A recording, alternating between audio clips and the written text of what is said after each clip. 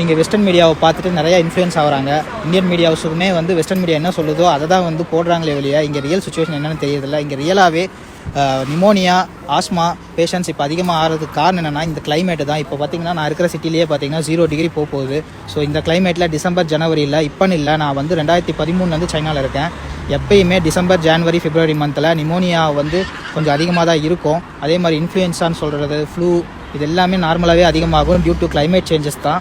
இதை வந்து மற்றபடி இவங்க சொல்கிற மாதிரி புது வைரஸ் உருவாயிருக்கு, திரும்ப பேண்டமிக்கா, லாக்டவுனா, சைனா ஃபுல்லாக லாக்டவுனு, எமர்ஜென்சி அனௌன்ஸ் பண்ணாங்க, இங்கே இருக்கிற மக்கள்லாம் ரொம்ப கஷ்டப்படுறாங்க, சைனா அரசாங்கம் மறைக்குதுங்கிற மாதிரி எந்த ஒரு சுச்சுவேஷனும் கிடையாது.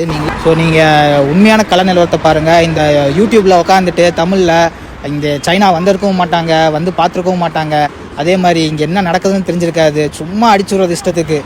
ஏன் இப்படி பண்ணுறீங்கன்னு தெரியல. ஏன்னா நீங்கள் சொல்கிறத தான் அங்கே இருக்கிற மக்கள் நம்புகிறாங்க. அங்கே இருக்கிற எங்களோட குடும்பங்கள் ஆகட்டும், இங்கே தமிழ் மாணவர்கள், இந்திய மாணவர்கள் படிக்க வந்தவங்களாகட்டும், எல்லாருமே வந்து அவங்க ஃபேமிலியில் பயப்படுறாங்க. நீங்கள் அங்கே போடுற தேவையில்லாத தகவல் கொடுக்குறதும், அதே மாதிரி யூடியூப் கிடச்சிருச்சு நம்ம தான் பெரிய இது அப்படின்னு நினச்சிட்டு போடுற வீடியோஸை நம்பி அவ்வளோ எங்களோட ஃபேமிலிஸும் பயப்படுறாங்க. இங்கே ரியல் சுச்சுவேஷன் பேடாக இருந்துச்சுன்னா நாங்களே வந்து பேடாக இருக்குன்னு நாங்களே ரிப்போர்ட் பண்ண போகிறோம். நான் இத்தனைக்கும் ஒரு மெடிக்கல் ப்ரொஃபஷன், நான் இங்கே தான் வேலை செய்கிறேன். எனக்கே வந்து பயத்தை உருவாக்குறாங்க. ஏன் இப்படி பண்ணுறீங்கன்னு தான் தெரியல.